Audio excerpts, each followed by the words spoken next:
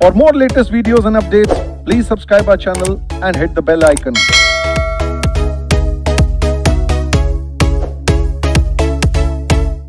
Hello everyone, आज के इस सेशन में हम एक मोस्ट इंटरेस्टिंग टॉपिक स्टार्ट कर रहे हैं, फॉर्म ऑफ ओपिनियन। ये topic examination point of view के हिसाब से बहुत इंपॉर्टेंट है।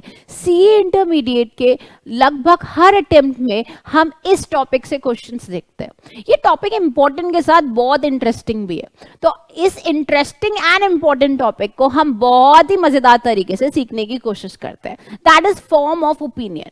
चलिए, तो फॉर्म ऑफ ओपिनियन दो टाइप के हैं, that is unmodified opinion and modified opinion. So what is unmodified opinion? Unmodified का मतलब होता है ऑडिटर ने अपना ओपिनियन चेंज नहीं करा। फाइनेंशियल स्टेटमेंट जैसे बनी हुई है, जैसे मैनेजमेंट ने बना के दी है, ट्रू एंड फेयर ही है, एकदम करेक्ट है, एकदम मटेरियल है और as per applicable financial reporting framework के हिसाब से ही बनी हुई है, उसी क्राइटेरिया के हिसाब से बनी हुई है। मैम क्या कहना चाह रहे हो? देखिए, द ऑडिटर एक्सप्रेस व्हाट, यहां पे दे रखा है unmodified opinion. The auditor express unmodified opinion. जब वो कंक्लूड करता है जो फाइनेंशियल स्टेटमेंट है प्रिपेयर हुई है in all material respects. Now what is material respect? Materiality is a matter of professional judgment. Materiality affects the users of financial statement. जो भी फाइनेंशियल स्टेटमेंट के यूजर्स हैं उनके डिसीजंस को मटेरियलिटी अफेक्ट करती है। तो मटेरियलिटी के एंगल को ध्यान में रखते हुए फाइनेंशियल स्टेटमेंट बनाई हुई है। जो रेवेन्यू का आइटम है वो रेवेन्यू में है, जो कैपिटल का आइटम है वो कैपिटल में है। एसेट्स को कैपिटलाइज करा है और रेवेन्यू एक्सपेंडिचर को पी&एल में डाला है। इस तरीके से फाइनेंशियल स्टेटमेंट प्रिपेयर हुई है, हर मटेरियल एंगल के हिसाब से। सही नेचर, सही साइज का इस्तेमाल करा है, प्रॉपर तरीके की फाइनेंशियल स्टेटमेंट मैनेजमेंट ने ऑडिटर को बना के दी है in accordance with applicable FRF.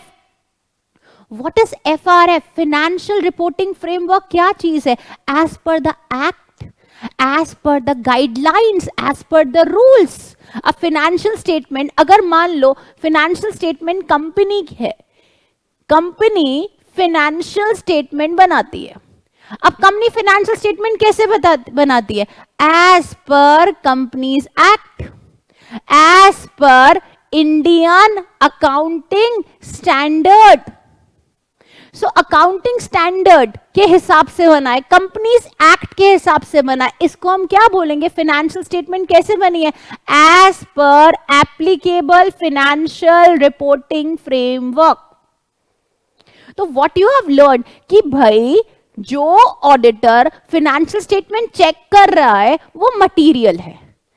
Materiality is a matter of professional judgment which affect the users of financial statement। तो मटेरियल रिस्पेक्ट से बनी है, हर आइटम मटेरियलिटी को ध्यान में रखते हुए डाला है। रेवेन्यू, रेवेन्यू, कैपिटल, कैपिटल, सही अमाउंट, सही अकाउंट। और कैसे बनी है?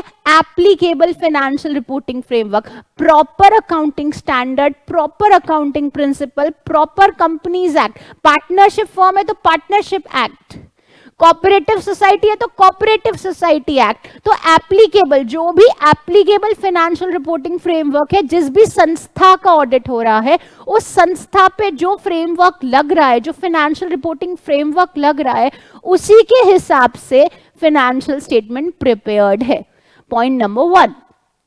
और financial statement gives true and fair view. Now what is true and fair view? आप लोगों ने बिल्कुल बेसिक्स ऑफ ऑडिटिंग में चैप्टर नंबर 1 में ट्रू एंड फेयर व्यू पढ़ा है।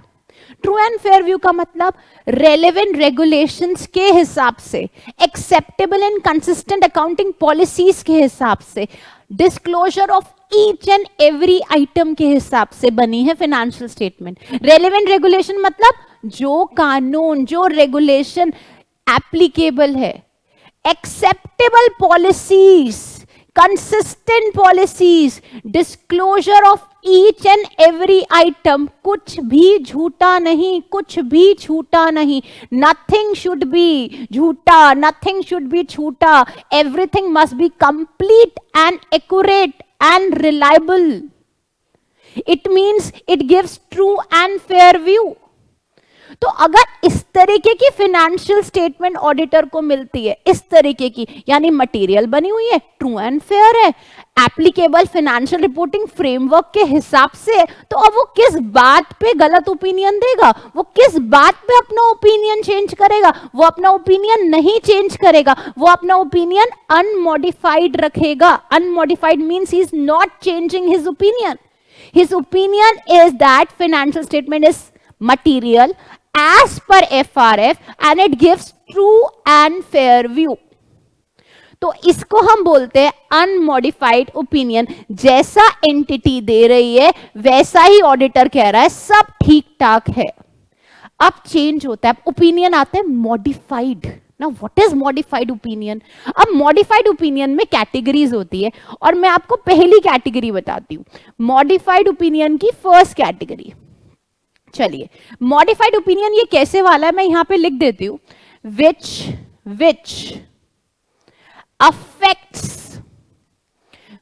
affects auditor's opinion. ये कौन सा modified opinion है? which affects auditor's opinion. इस तरीके के ओपिनियन में ऑडिटर का ओपिनियन ही अफेक्ट हो रहा है. मतलब फाइनेंशियल स्टेटमेंट मटेरियल रिस्पेक्ट पे नहीं बनी, एफआरएफ फाइनेंशियल रिपोर्टिंग फ्रेमवर्क के हिसाब से नहीं बनी, ट्रू एंड फेयर नहीं है. ऑडिटर का ओपिनियन अफेक्ट हो रहा है, चेंज हो रहा है, मॉडिफाई हो रहा है. That is modified opinion. अब ये मॉडिफाइड ओपिनियन को दो पार्ट्स में बांटा. चलिए मैं आपकी जानकारी के लिए यहां पे रेफरेंस ऑफ एसे भी मेंशन करती हूं. Reference of essay, unmodified opinion is covered under essay 700 forming an opinion, and modified opinion which affects the auditor opinion, it is covered under SA 705. Unmodified 700, modified 705 which affects the auditor's opinion. तो अब हम 705 जो बहुत important है इसे समझते हैं. Modified का मतलब चेंज करा. क्यों चेंज करा? क्योंकि फाइनेंशियल स्टेटमेंट मटीरियली मिसस्टेटेड है या फिर ट्रू एंड फेयर नहीं है. ऑडिटर का ओपिनियन अफेक्ट हो रहा है. एसए 705 दो इंपॉर्टेंट पार्ट्स में बटा हुआ है. द फर्स्ट पार्ट, ऑडिटर को एविडेंसेस मिल गए जी. ऑडिटर को एविडेंसेस मिल गए कि financial statement are not free from material misstatement. दाल में कुछ काला है. अब ऑडिटर को सबूत मिल गए, एविडेंस मिल गए कि फाइनेंशियल स्टेटमेंट मटेरियली मिसस्टेटेड है जी, गड़बड़ी है, कुछ मिसस्टेटमेंट है, मटेरियल नहीं है, मटेरियल रिस्पेक्ट के हिसाब से नहीं बनी, उसमें मटेरियल मिसस्टेटमेंट है. एविडेंसेस मिल गए, सबूत है हाथ में, साक्षात साक्ष्य बोलते हैं हम एविडेंस को हिंदी में. ये proper evidences and the documentation के बेसिस पे ऑडिटर कह रहा है कि फाइनेंशियल स्टेटमेंट में गड़बड़ी है, मटेरियल मिसस्टेटमेंट है. कैटेगरी नंबर 2, कैटेगरी नंबर 2 में ऑडिटर को एविडेंसेस ही नहीं मिल पाए. He is not able to obtain the evidences sufficient appropriate. ऐसे 500 में पढ़ा था बेटा. 500 में हम कैसे एविडेंसेस लेते हैं? Sufficient and appropriate audit evidence. अब केस नंबर 2 में auditor is unable to obtain sufficient appropriate audit evidences. अब जब उसको एविडेंसेस ही नहीं मिले तो वो कैसे कंक्लूड कर पाएगा कि फाइनेंशियल स्टेटमेंट मटेरियली मिसस्टेटेड है भी या नहीं है? सीधी बात वही हो गई ना. मेरे से पूछा आप अपना ओपिनियन दीजिए. अब जब मुझे फाइनेंशियल स्टेटमेंट के ऊपर एविडेंसेस नहीं मिल रहे तो मेरी पोजीशन ही नहीं है कि मैं ओपिनियन दे पाऊं. मैं कैसे बोलूं ये गलत है या सही है? तो इस चीज को मैं क्या बोलूंगी? देयर मे बी यहां पे when auditor is unable to obtain sufficient appropriate audit evidence. So it is very difficult for him to conclude any statement. वो कैसे कंक्लूड करेगा कि financial statement free of misstatement है या नहीं? तो इन दिस केस ऑडिटर क्या बोलेगा? Possible affect of misstatement, of material misstatement. Possible क्यों वर्ड लिखा है?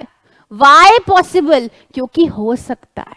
एविडेंसेस तो नहीं मिल रहे हैं, तो एविडेंसेस नहीं है तो कंक्लूजन नहीं है, कंक्लूजन नहीं है तो ओपिनियन नहीं है. He is not in a position to express any opinion. This is possible affect of misstatement. और यहां पे आप क्या समझेंगे? Affect of misstatement, affect of misstatement. ठीक है, अफेक्ट ऑफ मिसस्टेटमेंट. यहां पे आपके पास एविडेंसेस है, यहां पे एविडेंसेस है, और एविडेंसेस के बेसिस पे आप बोल रहे हो this is the affect of material misstatement. यहां पे आपके पास एविडेंस नहीं है, तो यहां पे वर्ड बोल रहे हो पॉसिबल अफेक्ट, हो सकता है. हाथ में एविडेंसेस आएंगे तो सच पता चल पाएगा, पर एविडेंसेस नहीं है तो डेफिनेटली क्यों नहीं, एविडेंस में भी बहुत गड़बड़ी है. So the word is possible and यहां पे अफेक्ट, क्योंकि यहां एविडेंसेस है, वहां एविडेंसेस नहीं है. These are the two categories. Now let's understand each and every category with the help of examples. चलिए, सो एसए 705 क्या लिखा है? Modification to the opinion, and SA 700 forming an opinion. अब हम मॉडिफिकेशन ऑफ ऑडिटर्स ओपिनियन 705 की दोनों वही बातें रिपीट लिखी हुई है. फर्स्ट केस में ऑडिटर को एविडेंस मिल गया है कि financial statement are not free from material misstatement, और दूसरे केस में ऑडिटर को एविडेंस ही नहीं मिले, unable to obtain the evidence, जिससे कि वो कंक्लूड कर पाए कि एफएस मटेरियली मिसस्टेटेड है या नहीं. He is unable to conclude due to inability to obtain sufficient appropriate audit evidence. चलिए, अब सेम एसए 705 का ऑब्जेक्टिव है, सेम एसए 705 मॉडिफिकेशन का यही सेम ऑब्जेक्टिव है, सेम. तो I am not recalling the same thing again and again. It's better let's understand. Now types of modified opinion is categorised like this. These are the types of modified opinion: qualified, adverse, disclaimer. अब इन्हीं category को हम फिर देख रहे हैं. Category number 1, evidences मिल गए. क्या मिल गए आपको? एविडेंसेस कि FSR financial statement are not free from material misstatement. Financial statement are not free from material misstatement. और यहां पे मैंने एक लाइन ऐड करके लिखी है, डिसएग्रीमेंट विद मैनेजमेंट. अब व्हाट इज डिसएग्रीमेंट? डिसएग्रीमेंट मतलब आपको एविडेंस मिल गए. एग्जाम्पल के तौर पे आपने बोला, मैं यहीं पर आपकी एग्जाम्पल लिखती हूं.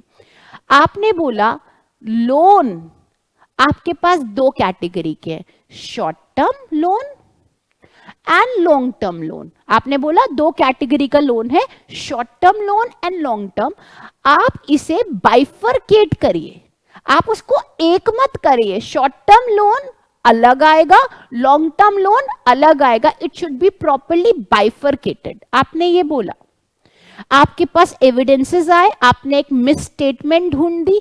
आपने बोला लोन है, शॉर्ट टर्म है, लॉन्ग टर्म है. लॉन्ग टर्म अलग रहेगा, शॉर्ट टर्म अलग रहेगा. ये दोनों लोन्स बाइफरकेटेड रहेंगे. मैनेजमेंट कहती है नहीं, हम तो दोनों ही लोन एक साथ दिखाएंगे. मैनेजमेंट आपसे क्या कर रही है? Disagreement.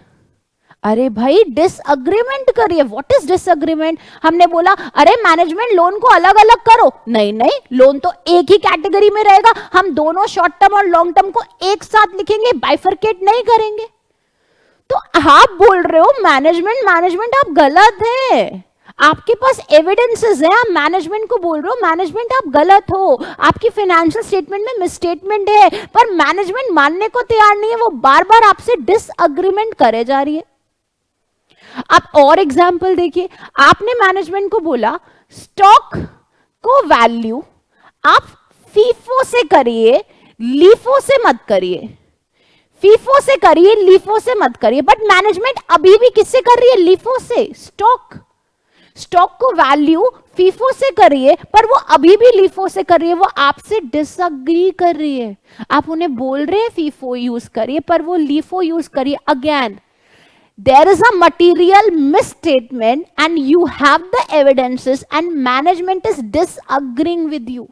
Management is saying that no, we are doing it right.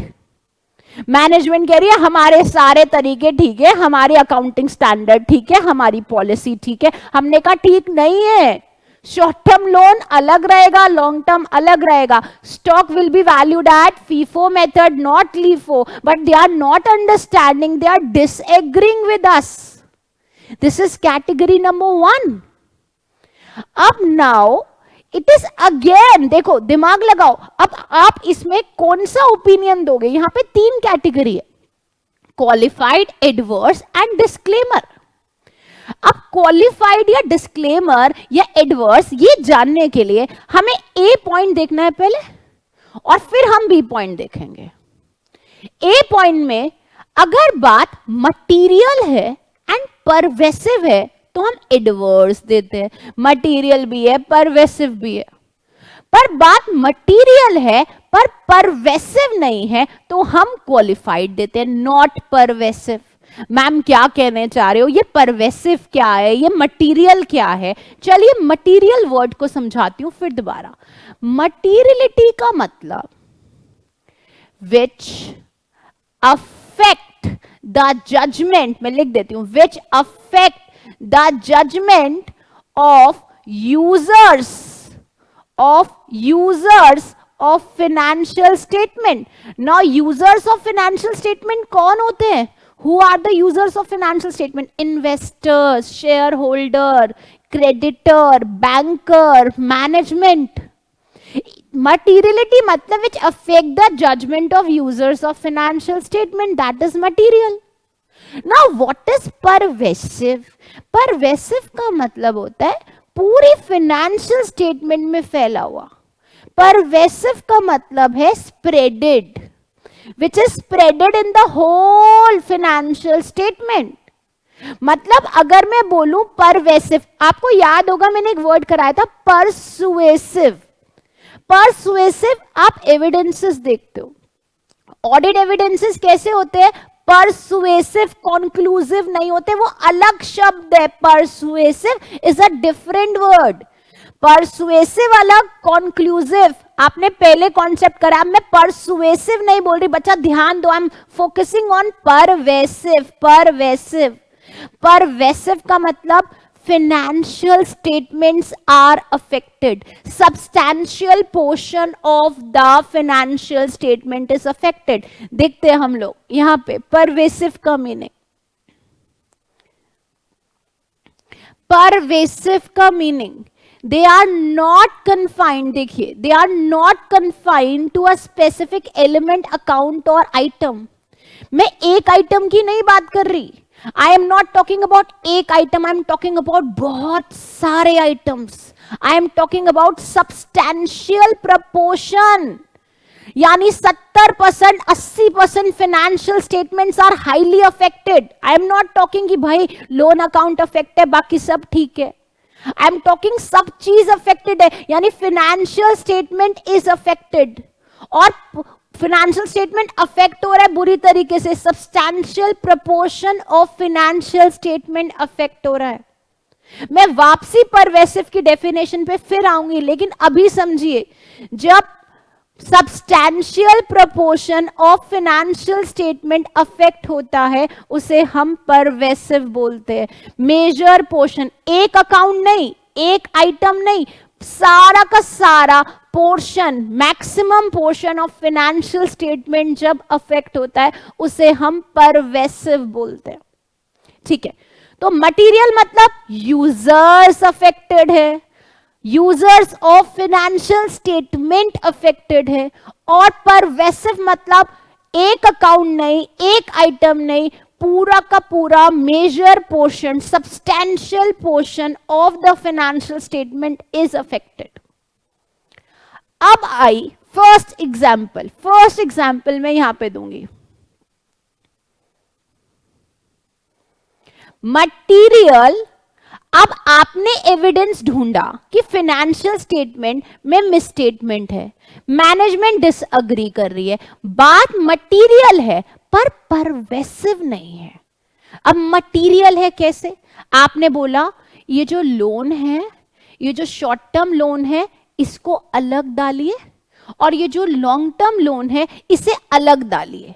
आपने ये बोला तो मैनेजमेंट ने ये वाली बात नहीं मानी, डिसएग्री करी। अब ये बात मटीरियल है, ये अफेक्ट कर रही है यूजर्स को, it is very material, but it is not pervasive. क्यों? एसेट्स तो ठीक है, बाकी सब ठीक है, एक्सपेंडिचर ठीक है, रेसिप्ट्स ठीक है, रेवेन्यू ठीक है, यानी पूरी की पूरी बैलेंस शीट और P&L ठीक है। सिर्फ क्या मटीरियल गलती है? शॉर्ट टर्म और लॉन्ग टर्म को बाइफरकेट नहीं करा। इस मटीरियल गलती को, इस अकाउंट की गलती को, इस एलिमेंट की गलती को हम मटीरियल बोलेंगे पर परवेसिव नहीं बोलेंगे, क्योंकि सब्सटैंशियल पोर्शन नहीं अफेक्ट हो रहा, बाकी सब ठीक है। Substantial portion is not affected, बाकी सब ठीक है। तो बात मटीरियल है पर परवेसिव नहीं है। तो हम कौन सा ओपिनियन देने वाले? We are going to give qualified opinion. Now qualified opinion मेरे साथ फिर दोबारा, आपके हाथ में एविडेंस मिल गए। क्या एग्जाम्पल है? Short term loan, long term loan अलग अलग नहीं दिखाए।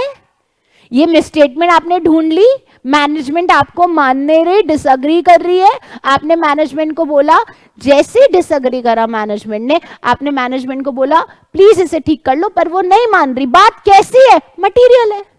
पर क्या पूरी फाइनेंशियल स्टेटमेंट का सब्सटैंशियल प्रोपोर्शन अफेक्ट हो रहा है? नहीं, सिर्फ एक कैटेगरी, एक अकाउंट बेकार हो रहा है, बाकी पूरा सब ठीक है, सब ठीक है। ओपिनियन क्या दोगे बच्चों? Qualified opinion, qualified opinion. Category number 2, अब बात कैसी है? मटीरियल भी है, परवेसिव भी है, यानी यूजर्स भी अफेक्ट हो रहे हैं और substantial proportion of financial statement affected है। मैम ये कौन सी जगह है? एग्जाम्पल के तौर पे देखिए, stock and debtor, 80% of stock and debtor realizable ही नहीं है, यानी 80% स्टॉक रिलाइजेबल नहीं हो पा रहा, 80% डेटर रिलाइजेबल नहीं हो पा रहे, और स्टॉक और डेटर बैलेंस शीट में मेजर पोर्शन कैरी कर रहे हैं। बैलेंस शीट में स्टॉक और डेटर का मेजर पोर्शन है और उसमें से 80% स्टॉक रिलाइजेबल नहीं है, 80% डेटर रिलाइजेबल नहीं है। अब आपको इस चीज का एविडेंस मिल गया, आप मैनेजमेंट को गए कि मैनेजमेंट इस बात को डिस्क्लोज करो। मैनेजमेंट डिसएग्री कर रही है, मैनेजमेंट इस बात को डिसएग्री कर रही है, वो डिनाई कर रही है। आपके पास एविडेंस है कि स्टॉक रिलाइज नहीं हो रहा, स्टॉक मेजर पोर्शन है पूरी बैलेंस शीट का, डेटर पूरी बैलेंस शीट का मेजर पोर्शन है, और वो 80% रिलाइजेबल नहीं है, सब्सटैंशियल प्रोपोर्शन है पूरी बैलेंस शीट का और 80% रिलाइजेबल नहीं है। आप मैनेजमेंट को कह रहे हो, मैनेजमेंट आपकी बात डिसएग्री कर रही है, आपके पास एविडेंस है, मैनेजमेंट डिसएग्री कर रही है। अब बोलो बच्चों, ये बात क्या है? आप मेरे साथ, आप although you are watching on YouTube but you can revise it, same thing, recall the example. बात मटीरियल भी है और परवेसिव भी है। बात परवेसिव क्यों है? क्योंकि सब्सटैंशियल प्रोपोर्शन अफेक्ट हो गया ना, major portion of balance sheet affect हो गया, क्योंकि वो ये वाली बात डिस्क्लोज ही नहीं कर रही, not disclosing. Major portion is affected and they are disagreeing with. Plus एक और सुन लो, बहुत तगड़ा कैश का फ्रॉड हुआ है, बहुत तगड़ा कैश का फ्रॉड करा है, ये वाली बात भी डिस्क्लोज नहीं कर रही। हो देखो किस तरीके की एंटिटी है, मतलब आपके पास कैश फ्रॉड का एविडेंस है, आपके पास स्टॉक रियलाइज नहीं हो रहा उसके एविडेंस है, आपके पास डेटर रियलाइज नहीं हो रहे उसके एविडेंसेस हैं, ये सारी बात के एविडेंसेस हैं, ये सारी मिसस्टेटमेंट है और कुछ भी मैनेजमेंट डिस्क्लोज करने को तैयार नहीं है, आपसे डिसएग्री कर रही है। अब आप इसको क्या बोलोगे, ये मटेरियल है? मटेरियल तो है ही, यूजर्स अफेक्ट होंगे, परवेसिव भी है। क्यों परवेसिव है? क्योंकि सब्सटैंशियल प्रपोर्शन अफेक्टेड है, एक अकाउंट नहीं। आप देखो, अगर बैलेंस शीट है, उस बैलेंस शीट में 70-80% डेटर इन स्टॉक ही है, उसमें 10% कैश ही था, तो अगर 90% बैलेंस शीट अफेक्ट हो रही है तो सब्सटैंशियल प्रोपोर्शन अफेक्ट हो रहा है। तो आप क्या ओपिनियन देंगे? Adverse, the worst opinion, adverse. So I hope you understand what is materiality which affect the judgment of the users of the financial statement. What is pervasive? Pervasive matlab the substantial portion of the financial statement is affected. Financial statement का substantial proportion affect हुआ है। और यहां पे देखो loan के example में कौन सा पोर्शन अफेक्ट हुआ था? बस लोन, बाकी सब ठीक था, तो क्वालिफाइड, परवेसिव नहीं था। यहां पे सारा स्टॉक गड़बड़, सारा डेटर गड़बड़, कैश फ्रॉड सब गड़बड़ और मानने को तैयार नहीं है, तो परवेसिव भी है, मटेरियल भी है, एडवर्स ओपिनियन रहेगा। This is category number A. Now what is category number B? पहले भी डिस्कस करा था। अब unable to obtain the evidences, आपको सफिशिएंट एप्रोप्रिएट ऑडिट एविडेंस नहीं मिल रहे, कैसे कंक्लूजन करोगे, कैसे ओपिनियन दोगे? You will not in the position to conclude, not in the position to give any opinion. आपके काम पे लिमिटेशन लगा दी, रोक टोक लगा दी। आप एविडेंसेस ढूंढते हो और रोक लगा देते। आप बोलते हो मुझे इंटरनल कंट्रोल्स चेक करने, एविडेंसेस ही नहीं बोलते। आपने बोला मेरे को सेल्स चेक करनी, एविडेंसेस ही नहीं मिलते। आपने बोला मुझे स्टॉक को फिजिकली वेरीफाई करना, एविडेंस नहीं मिलते। आप बोलते हो मुझे कैश वेरीफाई करना है, एविडेंस नहीं मिलते। अरे करे तो करे, क्या करे, कहां जाए? ऐसे केस में किधर जाए? When you are unable to obtain the evidences, how will you conclude, how will you say that कि फाइनेंशियल स्टेटमेंट कैसी है? तो आपके काम पे रोक टोक लगाइए, लिमिटेशन लगाइए। This is modification number 2। अब इसको भी हम समझते हैं, इसको भी हम विद एग्जाम्पल समझते हैं। अच्छा, जैसे मैंने आपको पहले बताया था, this category is affect of misstatement. Affect of misstatement मतलब आपके हाथ में एविडेंसेस हैं और मैनेजमेंट क्या कर रही है? डिसएग्री कर रही है। अब कैटेगरी नंबर 2, आपके हाथ में एविडेंसेस ही नहीं है, आपके काम पे बस लिमिटेशन लगा दी है। आप एविडेंसेस ढूंढते हो, आपको नहीं मिल पाते, आपको मना कर देती है मैनेजमेंट एविडेंसेस ढूंढने के लिए, तो आप इस पोजीशन में नहीं है। तो यहां पे अफेक्ट ऑफ मिसस्टेटमेंट नहीं बोलेंगे, यहां पे क्या बोलेंगे?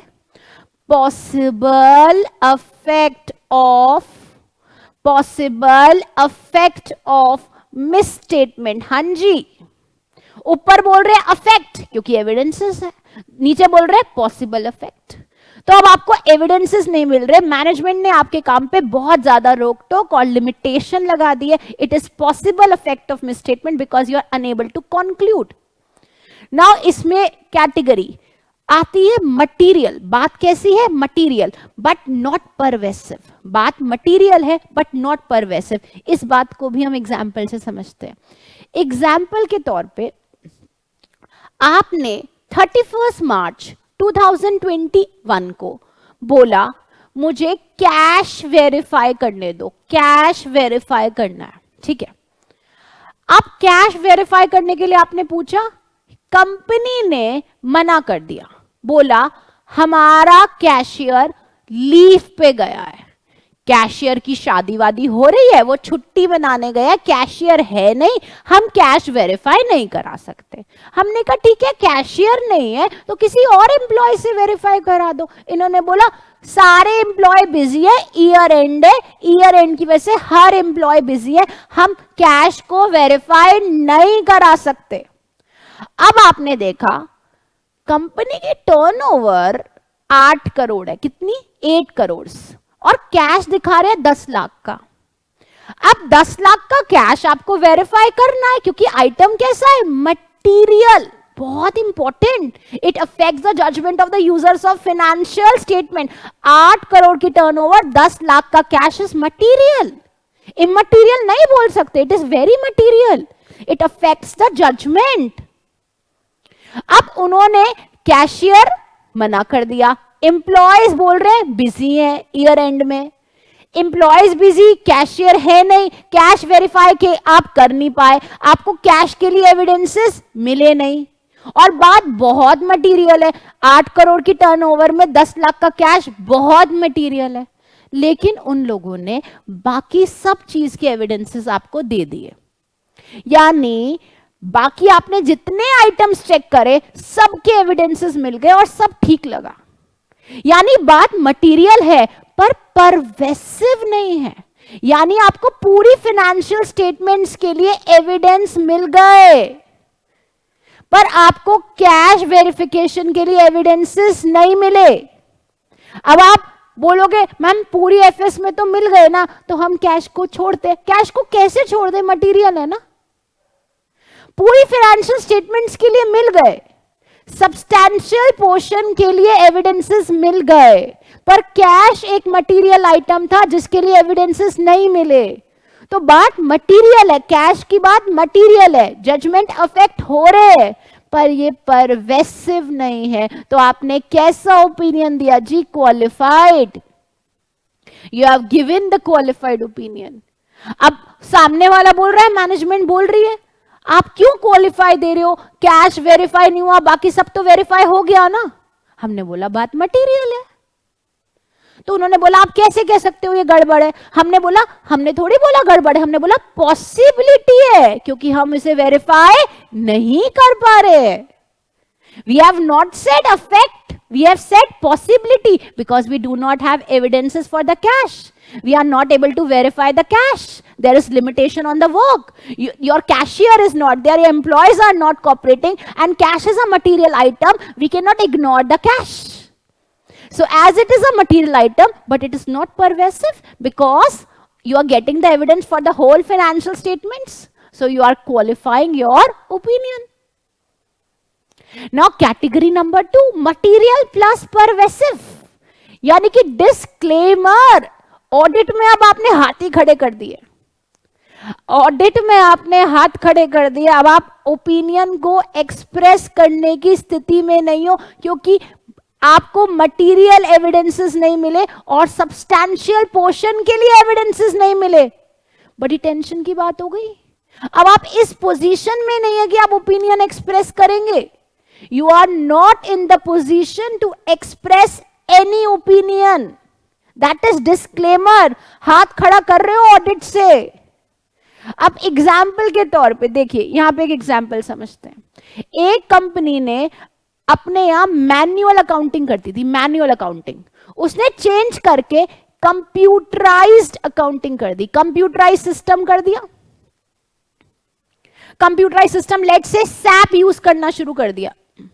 अब जैसे उसने सैप यूज करना शुरू करा तो एम्प्लॉयज को तो सैप आता ही नहीं, एम्प्लॉयज इतने एरर करे जाए। अब आप सैप के थ्रू डेटा एक्सट्रैक्ट करना चाह रहे हो, आप नहीं निकाल पा रहे। एम्प्लॉयज खुद ही एरर कर रहे हैं, एम्प्लॉयज को खुद सैप ऊपर से जा रहा है, क्लियर नहीं है। एक computer system SAP is an software, accounting software SAP में यूज कर रहे हैं, एम्प्लॉयज को आ ही नहीं रहा, तो आपको डेटा नहीं मिल पा रहा। अब आपने बोला चलो मैन्युअली डेटा ले लेते हैं, मैन्युअली डेटा भी उनके पास नहीं है, तो यानी आपको मैन्युअली भी एविडेंस नहीं मिल रहे, आपको इलेक्ट्रॉनिकली भी एविडेंस नहीं मिल रहे।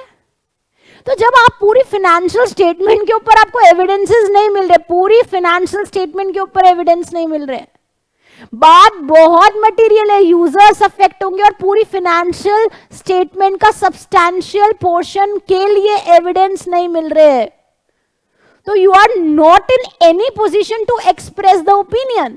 आप ओपिनियन की एक्सप्रेस करने की स्थिति में नहीं है। आप क्या बोलोगे? Disclaimer of opinion, because your position is not able to express. वो सैप पे आ गए तो सैप की वजह से एम्प्लॉयज आपको किसी भी तरीके से डेटा नहीं दे पा रहा, ना ही इलेक्ट्रॉनिकली ना ही मैन्युअली। जब एक भी एविडेंस नहीं आया पूरी फाइनेंशियल स्टेटमेंट के बारे में, तो आप कैसे बोलेंगे? आप बोलेंगे हमने तो ऑडिट से हाथ खड़े कर दिए, हम डिस्क्लेमर ओपिनियन दे रहे हैं, यानी we are not in the position to express any opinion, we are disclaiming from this audit. तो आपने क्या सीखा? हम देख रहे हैं एसए 705, मेरे साथ बोल रहे हो एसए 705 मॉडिफिकेशन। जी, मुझे लगता है ये टॉपिक इतना मजेदार है, इसमें इतने एग्जाम्पल है। पूरी हम ऑडिट प्रैक्टिकली जब करते हैं वहां पे हम इसी चीज से एंडिंग करते हैं। हमें जहां जहां एविडेंस नहीं मिल रहे, हमें देखना है एविडेंसेस पूरे नहीं मिले तो डिस्क्लेमर, कुछ मिल गए और कुछ नहीं मिले तो अब देखो कुछ मिल गए अब और कुछ नहीं मिले, अब वो परवेसिव है तो क्वालिफाइड, सॉरी, अगर वो परवेसिव है तो डिस्क्लेमर, अगर वो परवेसिव नहीं है तो क्वालिफाइड। एविडेंस मिल गए, मैनेजमेंट डिसएग्री करिए, मटीरियल है पर परवेसिव नहीं है, क्वालिफाइड, मटीरियल है परवेसिव है, adverse. So giving the modification opinion, it is a matter of professional judgment of the auditor। बड़ा मजा आता है इस ओपिनियन देने में। आप देखिए, आप गूगल में करिए और 2020 में ऑडिट रिपोर्ट्स उठाइए और देखिए टाइप्स ऑफ ओपिनियन, किसको कैसा ओपिनियन मिला है, अनमॉडिफाइड किसको मिला है। आप टॉप 50 कंपनीज का ओपिनियन चेक करिए, ऑडिट रिपोर्ट आपको नेट पे इजीली मिल जाएगी। टॉप 50 कंपनीज को कैसा ओपिनियन मिला है और किस कंपनी को आप अपने आप ही सर्च करिए, लास्ट ईयर किसको अनमॉडिफाइड ओपिनियन मिला है और किसको मॉडिफाइड मिला है। मॉडिफाइड में कैटेगरी कौन सी है, क्वालिफाइड मिला है, एडवर्स मिला है या डिस्क्लेमर मिला है। ऑल राइट, अब तो आप दिमाग में रखेंगे कैटेगरी नंबर 1, एविडेंस मिल गए, मैनेजमेंट डिसएग्री कर रही है, फाइनेंशियल स्टेटमेंट मिसस्टेटेड है, material not pervasive, qualified, material pervasive, adverse. Second category evidence ही नहीं मिले, लिमिटेशन लगा दी, पॉसिबिलिटी है मिसस्टेटमेंट की, पॉसिबिलिटी, बात मटीरियल है पर परवेसिव नहीं है, क्वालिफाइड, बात मटीरियल भी है और परवेसिव भी है, डिस्क्लेमर। अब मैं आपको आप ही के स्टडी मटेरियल से ओपिनियन रीड करवाने वाली हूं। Let's read the opinion. ये आपका सीए इंटर का स्टडी मटेरियल है, यस। और आप क्वालिफाइड ओपिनियन के लिए लाइन देखिए। क्वालिफाइड ओपिनियन के लिए क्या दे रखा है, एक्सेप्ट, एक्सेप्ट यानी इस पोर्शन को छोड़ दो, for the effects of matter described in basis. Basis का मतलब जहां पे, अच्छा मैं आपको बेसिस का मतलब बता देती हूं। बेसिस के अंदर हम रीजंस देते हैं, उस रीजन में हम लिखते हैं हमने क्यों क्वालिफाइड दिया, क्वालिफाइड के रीजंस, डिस्क्लेमर के रीजंस, एडवर्स के रीजंस। जैसे मैं आपने एग्जांपल दिया है, लोन बाइफरकेट नहीं करा, ये रीजन है, ये कहां दूंगी, बेसिस में। मैंने बोला सैप की वजह से हमें डेटा नहीं मिला, ये कहां ओपिनियन दूंगी, बेसिस फॉर डिस्क्लेमर। मैंने बोला 80% stock and 80% debtor are not realizable and management is not disclosing the same, कहां दूंगी, बेसिस फॉर एडवर्स ओपिनियन। मैंने बोला कैशियर हमें नहीं मिल रहा, एम्प्लॉय हम नहीं मिल रहे, हम अपनी कैश को वेरीफाई नहीं कर पा रहे, कहां बोलूंगी, बेसिस फॉर क्वालिफाइड ओपिनियन। तो मुझे बेसिस यानी बेसिस मतलब reasons, the description for the opinion. अब आप यहां पे देखिए क्वालिफाइड ओपिनियन, बात मटीरियल है पर परवेसिव नहीं है, तो क्या लिखेंगे, एक्सेप्ट जो बात डिस्क्राइब हो रखी है बेसिस में, बाकी सब ट्रू एंड फेयर है। एक्सेप्ट मतलब बेसिस को छोड़ के सब ठीक है। जैसे एक्सेप्ट मतलब बेसिस में हमने क्या डाला, लोन को छोड़ के बाकी सब ठीक है, कैश को छोड़ के बाकी सब ठीक है, इंटरनल कंट्रोल अगर वीक लगे बाकी सब ठीक है, तो आप एक्सेप्ट इंटरनल कंट्रोल्स, बाकी सब ठीक है, एक्सेप्ट कैश वेरिफिकेशन, बाकी सब ठीक है, एक्सेप्ट लोन बाइफरकेशन, बाकी सब ठीक है। तो देखो क्या लिखा है, except the description in the basis for qualified opinion, बाकी सब क्या है, मटीरियल, बाकी सब क्या दे रहा है, ट्रू एंड फेयर। तो हर चीज क्या है, मटीरियल है, हर चीज क्या है, ट्रू एंड फेयर है। मतलब किसको छोड़ के, एक्सेप्ट एक्सेप्ट बेसिस को छोड़ के बाकी सब क्या है, ट्रू एंड फेयर। अब एडवर्स ओपिनियन की बारी आती है। एडवर्स ओपिनियन में तो substantial portion of financial statement गड़बड़ है और आपके पास एविडेंस है, तो यहां पे तो आपको कुछ ट्रू एंड फेयर मिल ही नहीं रहा। आप बोलोगे because of the significance of the matter, और वो डिस्क्राइब कहां करोगे, बेसिस फॉर एडवर्स ओपिनियन। अब यहां पे क्या लिखा है, FS do not present true and fair. FS true and fair नहीं है। आपने ये मैटर कहां डिस्क्राइब करा है, बेसिस फॉर एडवर्स में आपने बता दिया कि 80% ऑफ स्टॉक, 80% ऑफ डेटर रिलायजेबल नहीं है, मैनेजमेंट डिस्क्लोज नहीं कर रही, कैश का बहुत तगड़ा फ्रॉड है, मैनेजमेंट डिस्क्लोज नहीं कर रही, substantial proportion of financial statement affect हो रहे। तो ये बात आप ऑलरेडी कहां बता चुके हैं, आप ऑलरेडी ये बेसिस फॉर एडवर्स ओपिनियन में आपने बता दिया। तो financial statement do not present true and fair view. Okay, अब डिस्क्लेमर। डिस्क्लेमर में तो आपको एविडेंसेस ही नहीं मिल रहे हैं, तो आप ओपिनियन कहां से एक्सप्रेस करेंगे। तो देखिए, auditor has not been able to obtain evidences to provide the basis. Auditor does not express an opinion. Auditor कोई ओपिनियन एक्सप्रेस नहीं कर सकता, उसको एविडेंसेस नहीं मिले हैं, तो वो कैसे बोलेगा फाइनेंशियल स्टेटमेंट ट्रू है, फेयर है या नहीं। तो यहां पे ऑडिटर ओपिनियन नहीं बोल रहा, does not express an opinion, क्योंकि उसके पास एविडेंसेस ही नहीं है और बात मटेरियल भी है और परवेसिव भी है। So is not expressing any opinion. So these are the types of opinion. ये आपके स्टडी मटेरियल से हम देख रहे थे। चलिए आगे चलते हैं।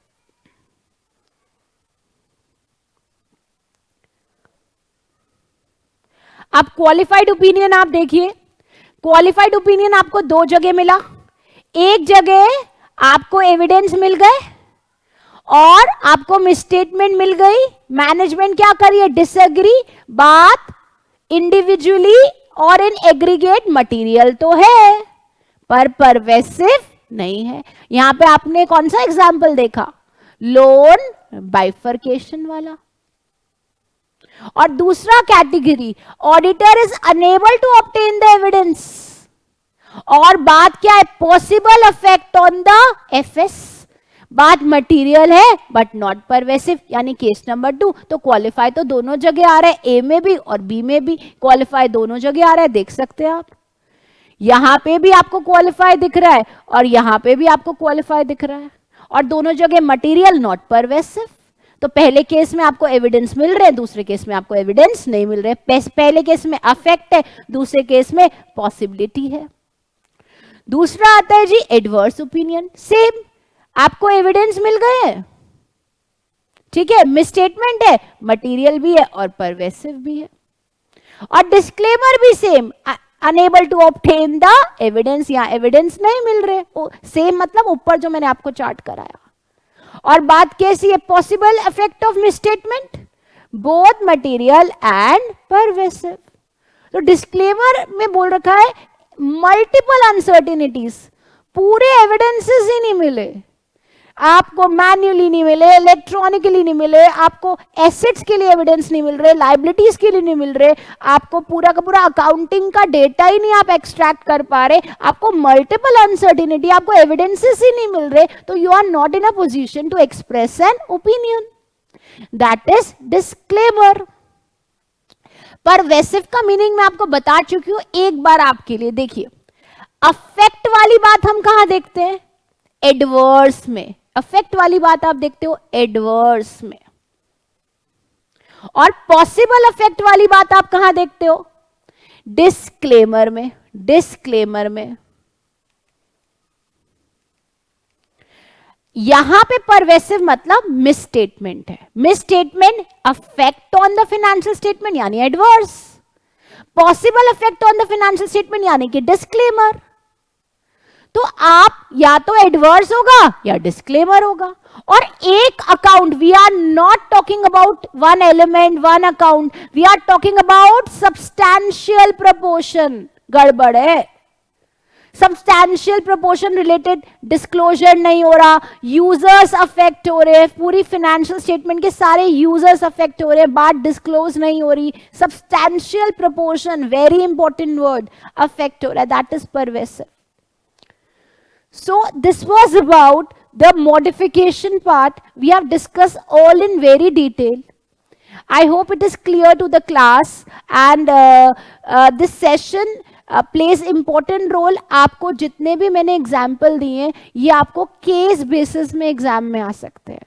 आप केस बेसिस के हिसाब से इन्हें पढ़ेंगे, आप समझेंगे इस वीडियो में, आप इन एग्जाम्पल्स को ढंग से सुनिए और यही केस आपको एग्जाम में मिल सकता है. तो आपसे पूछेंगे आप कौन से प्रकार का ओपिनियन देंगे. ठीक है, आपसे एग्जाम में ये केसेस को लेके शुड बी वेरी क्लियर कि एविडेंस मिले हैं या नहीं मिले. एविडेंस मिल गए, डिसएग्रीमेंट है, बात मटीरियल है, परवेसिव है या नहीं, तो you should be very clear with the type of opinion that you are giving. So in today's session we have seen unmodified opinion and modified, and we have given a complete focus on modification की category. एक case में first case disagreement and the second case limitation. I hope it is clear to all of you. You can expect all the concepts, all the example in the form of cases in the examination. So I hope the topic is clear to all of you. All the very best. Thank you so much.